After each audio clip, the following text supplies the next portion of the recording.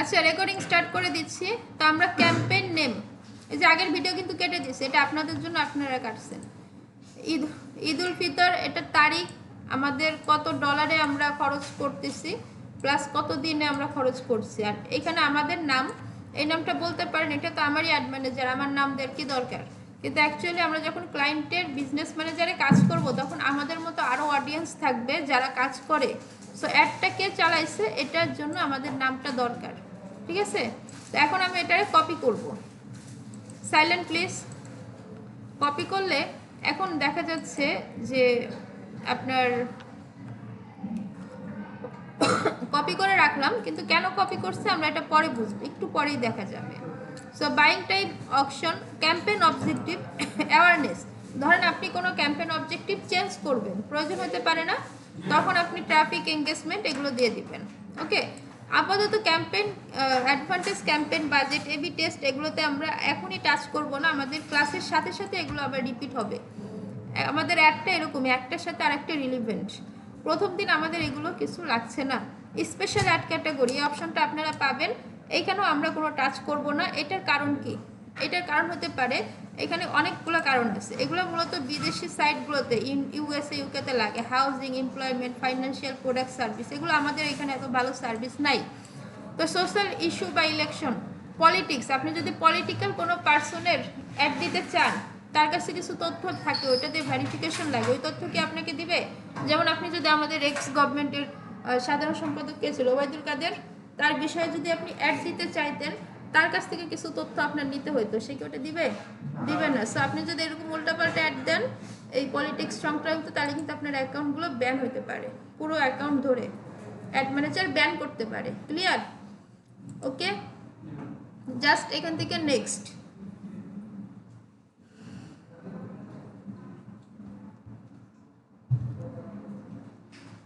Next দিলে ad set name, আমরা একটু আগে ক্যাম্পেইন নাম কপি করছিলাম, মনে আছে? আমি ওইটাই কন্ট্রোল ভি দিয়ে পেস্ট করে দিচ্ছি, তাহলে দেখুন এইখানেও কিন্তু চেঞ্জ হয়ে যাচ্ছে, খেয়াল করছেন? আচ্ছা, এইবার আসতেছে অ্যাওয়ারনেস বা পারফরমেন্স গোল। তো কথা হচ্ছে এই পারফরমেন্স গোল কি জিনিস, মানে আমরা কি উদ্দেশ্যে অ্যাড দিচ্ছি। ধরেন ম্যাক্সিমাইজ রিচ অফ অ্যাডস, আরেকটা হচ্ছে ম্যাক্সিমাইজ নাম্বার অফ ইমপ্রেশন।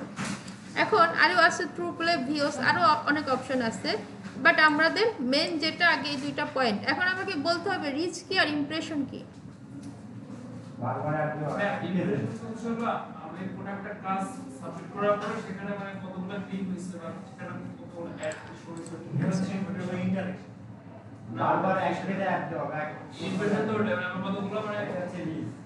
আর আচ্ছা আমরা প্রত্যেকটা আইডিতে অ্যাড দেওয়া, এটা হচ্ছে আপনার এক্সটেনশন। Okay fine. আচ্ছা দেখেন আমি বলে দিই, রিচ কি ইমপ্রেশন কি, এটা আমাদের অ্যাডে লাগবে। এই যে একটা অ্যাড আসছে না আমাদের এখানে স্পন্সর্ড লেখা আসছে, সো এইটা হচ্ছে আমার আইডির আন্ডারে আসছে, তাই না? তাহলে এখানে রিচ হয়েছে 1, বাট আমি যদি রিলোড করি, অনেক কিছু করি, এটা যদি আবারও বারবার আসে, তাহলে যতবার আসবে ইমপ্রেশন হবে তত।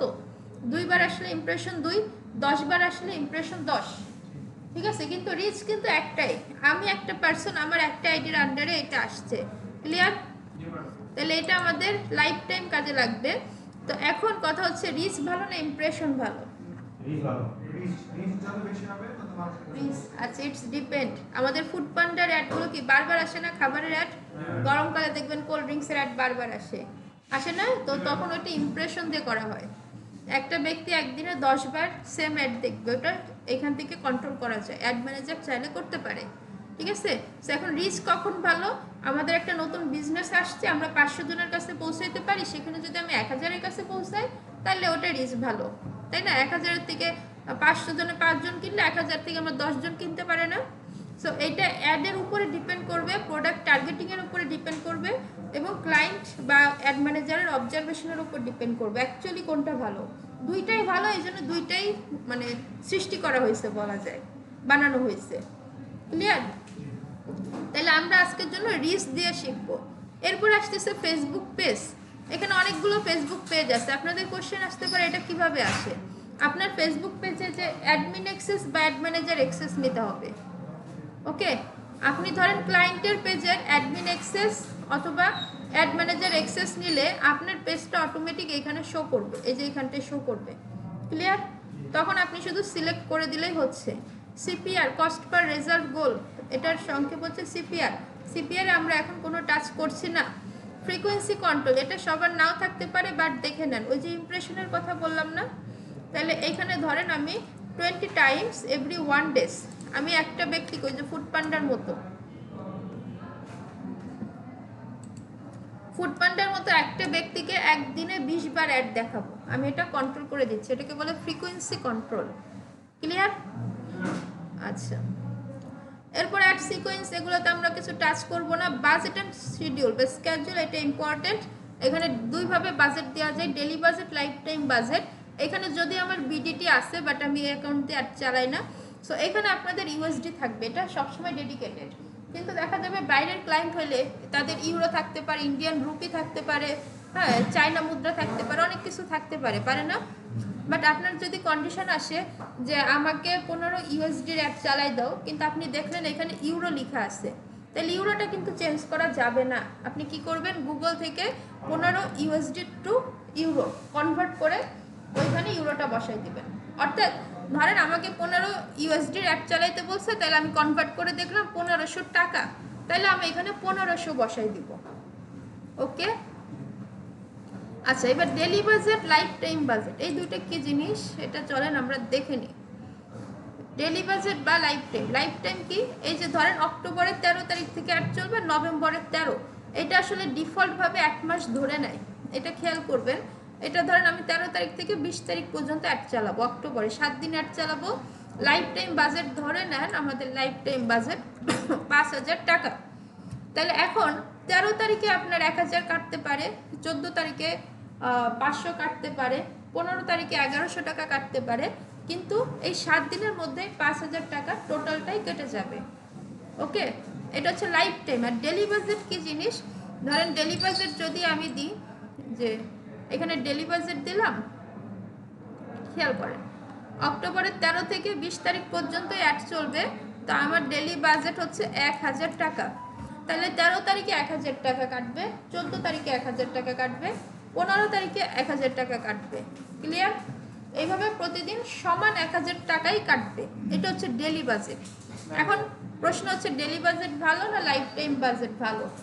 এখন এটা ডিপেন্ডেন্ট, যদি আমজনতা পাক্ষিক বলে থাকে ডেলি বাজেট ভালো, কারণ একটা প্রতিদিনই সমান রেজাল্ট। আজকে যদি 50টা মেসেজ পাই, কালকে দেখলাম 75টা পাইছি, আবার আজকে 75টা পাইছি, কালকে 50টা পাইছি, তাহলে আমি একটা এডিট করতে পারি যে আজকে তো আমি কম পাইছি, ঠিক আছে? কিন্তু এটা ডিপেন্ড করবে ক্লায়েন্টের উপর। বাংলাদেশে ম্যাক্সিমাম ক্লায়েন্ট আসে লাইফ টাইম বাজেট নিয়ে, যে $10 বা $15। ছোট বাজেটের ক্ষেত্রে লাইফ টাইমই বেটার।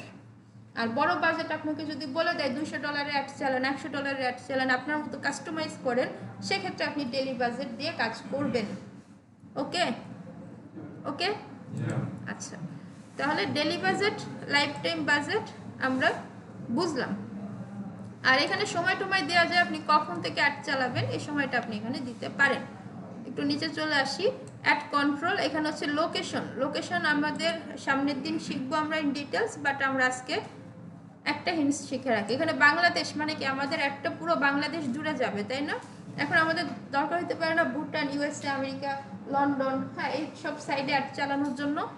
তখন আমরা কি করব, এখান থেকে ব্রাউজ একটা অপশন আছে, ব্রাউজ থেকে কান্ট্রিজ, রিজন, সেভ লোকেশন, কান্ট্রিজকে এক্সপ্যান্ড করব। মহাদেশ কয়টা শিওর? 7টা না 8টা? 7টা।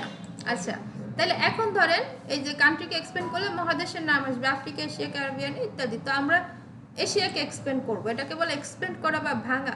এই যে বাংলাদেশের নিচে ভুটান, ধরি আমরা ভুটানে অ্যাড চালাবো, তাহলে আমরা এখানে টিক মার্ক দিয়ে দেব। ক্লিয়ার? টিক মার্ক দিয়ে দিলে ভুটান সিলেক্ট হয়ে গেছে, তাহলে আমাদের অ্যাডটা বাংলাদেশ এবং ভুটান দুই জায়গায় চলবে। ওকে, বুঝছেন? আচ্ছা, এখন এইভাবে কান্ট্রিকে এক্সপ্যান্ড করলে, ধরেন ইউরোপকে এক্সপ্যান্ড করলে যে বেলজিয়াম, অস্ট্রেলিয়া, কানাডা, ডেনমার্ক, হ্যাঁ, বিভিন্ন জায়গা আছে। ধরেন আমি ডেনমার্কে অ্যাড চালাবো, তাহলে ডেনমার্কে টিক মার্ক করে দিলাম। সো এটাকে আরও ন্যারো ডাউন করা যায়, যেমন এটা তো পুরো কান্ট্রি নিয়ে, আপনি চাইলে স্পেসিফিক কোনো ডিভিশন, যেমন ঢাকা ডিভিশন, এটাতেও আপনি অ্যাড চালাতে পারেন। কিভাবে? এই যে এখানে সার্চ লোকেশন আছে না, এখানে এসে সার্চ দিন ঢাকা, ঢাকা, ঢাকা ডিভিশন বাংলাদেশ, এখানে সিলেক্ট করেন। এই যে এখান থেকে এটা অলরেডি ঢাকা সিলেক্ট হয়ে গেছে। 25 মাইলস, এমআই মানে মাইলস, কিলোমিটার, আপনাদের কিলোমিটারও থাকতে পারে, থাকলে ওটা চেঞ্জ করা যাবে না, ওইটা কনভার্ট করে নিতে হবে। ক্লায়েন্ট এসে বললো 25 মাইল অ্যাড চালাও, আপনি দেখলেন কিলোমিটারে আছে, তাহলে ওইটা কনভার্ট করে নেবেন গুগল থেকে, ঠিক আছে?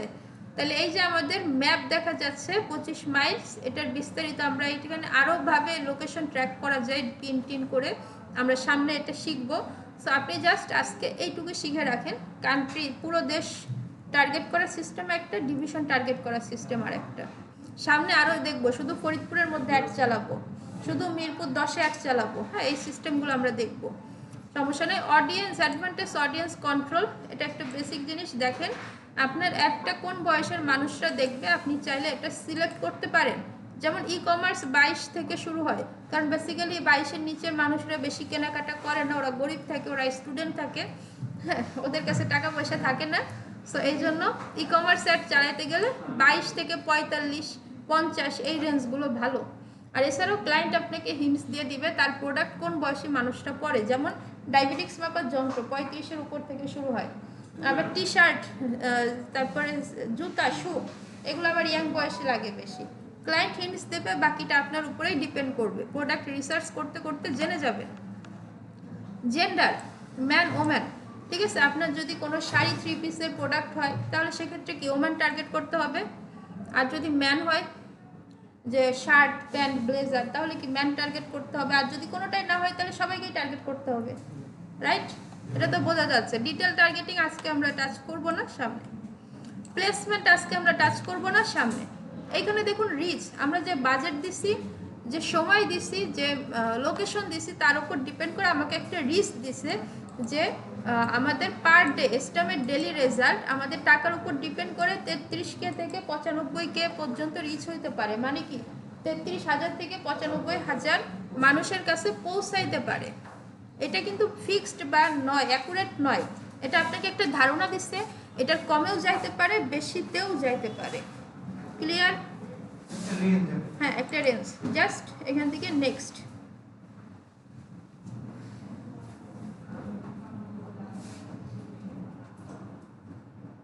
এইখানেও সেম করব, আমরা যে কপি করে রাখছিলাম না, এই নামটাই কপি করে দিব। এখন মেবি আমার কপিটা চলে গেছে। আচ্ছা আইডেন্টিটি, এখানে হচ্ছে আমাদের পেজটা আমরা এখান থেকে এডিট করতে পারবো না, সেকেন্ড ট্যাব থেকে পারবো। থার্ড ট্যাব হচ্ছে অ্যাডস ট্যাব, এখানে আপনি যা যা করবেন আপনার ভিজিটররা তাই দেখতে পারবে। অর্থাৎ একটা অ্যাড যখন আমাদের সামনে আসে, আমরা একটা অ্যাডে যা যা দেখতে পাই সব কিছু এইখানে কাজ করা হয়, এই ট্যাবে অ্যাডস ট্যাবে কাজ করে। Clear? Okay. Silent. Ad setup, ad setup আপনি মূলত create ad, use existing, creative, half mockup, এর মধ্যে বিশেষ প্রথম দুইটা 95%-এর উপরে লাগে। তো ইউজ এক্সিস্টিং পোস্ট বাংলাদেশে অনেক চলে, একটা লিঙ্ক এনে পোস্ট এনে বলবে যে আমাকে পোস্টটা বুস্ট করে দাও, ওইটা আলাদা, ওইটা আমরা সামনে দেখবো। আমরা ক্রিয়েট অ্যাড, আমরা একটা অ্যাড ক্রিয়েট করব, এটা দেওয়ার পর ফরম্যাট, আপনি কোন ফরম্যাটে ক্রিয়েট করবেন, সিঙ্গেল ইমেজ, ক্যারোসেল না কালেকশন। এখন ক্যারোসেল হচ্ছে স্লাইডার, একসাথে আমি আসতেছি, হ্যাঁ ওই যে লাইব্রেরিতে দেখাইছিলাম। তো সিঙ্গেল ইমেজ আর ভিডিও, মানে একটা ইমেজ অথবা একটা ভিডিও দিয়ে আপনাকে অ্যাড মেক করতে হবে। আর সিঙ্গেল ক্যারোসেল হলে সর্বনিম্ন 2টা, সর্বোচ্চ 10টা আপনাকে অ্যাড মেক করতে হবে, ঠিক আছে? 10টা ইমেজ দিয়ে, দুঃখিত। তো ক্যারোসেল হচ্ছে চেঞ্জ করা যায়, ওই যে চেঞ্জ করে না স্লাইডার যেমন চেঞ্জ হয়, ওইটাই ক্যারোসেল। স্লাইডার যে ক্যারোসেল তা, আমি সিঙ্গেল ইমেজ রাখি। আচ্ছা এরপরে ডেস্টিনেশন, ডেস্টিনেশনে ওয়েবসাইট, অর্থাৎ আপনি আপনার অ্যাডের অডিয়েন্সকে, অ্যাডে যারা ক্লিক করবে তাদেরকে কোথায় নিয়ে যেতে চান, কোন ডেস্টিনেশনে, কোন গন্তব্যে নিয়ে যেতে চান। তো আমরা চাই আমাদের ওয়েবসাইটে নিয়ে যেতে, আমাদের ওয়েবসাইটের নাম হচ্ছে দারাজ, তাই না? আপনার ওয়েবসাইটের নাম কি দারাজ না? আর নাহলে বলেন অন্য একটা লিঙ্ক দেন, আমি ওটার কাজ করি।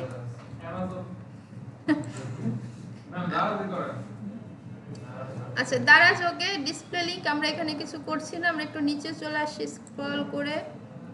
আচ্ছা এই যে অ্যাড ক্রিয়েটিভ, এটা হচ্ছে অটোমেটিক চলে আসছে, আগে যেহেতু সেট করা হয়েছিল। এই যে অ্যাড ক্রিয়েটিভ থেকে সেটআপ ক্রিয়েটিভ, এইখান থেকে ইমেজ অ্যাড, ভিডিও অ্যাড, আপনি চাইলে ভিডিও অ্যাড দিতে পারেন। আমি ইমেজকে আপলোড করে দিই।